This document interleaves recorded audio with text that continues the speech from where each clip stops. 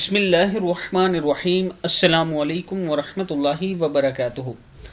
عابد راجہ channel کی طرف سے آج میں اپنے دوستوں کو رسول اللہ صلی اللہ علیہ وآلہ وسلم کا ایک بہت ہی پیارا فرمان بتاؤں گا۔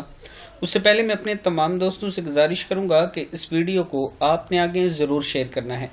تو شروع کرتے ہیں۔ بسم اللہ الرحمن الرحیم۔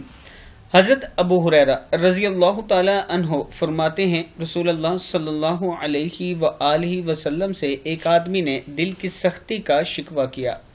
آپ صلی اللہ علیہ وآلہ وسلم نے اس سے فرمایا، اگر تو اپنے دل کو نرم کرنا چاہتا ہے تو مسکین کو کھانا کھلایا کر اور یتیم کے سر پر ہاتھ پھیرا کر۔